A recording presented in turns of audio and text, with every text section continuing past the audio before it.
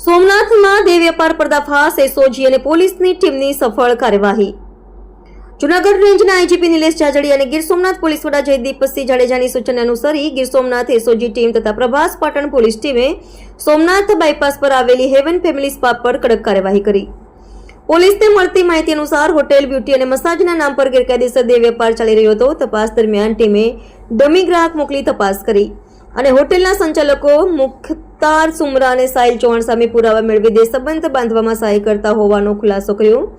પોલીસે રેડ દરમિયાન સંચાલકો પાસેથી ₹2300 રોકડ, ₹10,000 કિંમતના 2 મોબાઈલ અને 2 કંડમ મળી આવ્યા.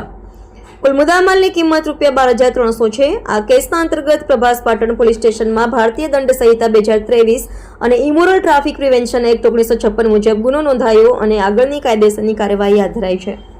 પોલીસના જણાવ્યા મુજબ આ કામગીરી દ્વારા ગીર સોમનાથ વિસ્તારમાં દેહ વેપાર સામે કડક સંદેશ આપવામાં આવ્યો છે.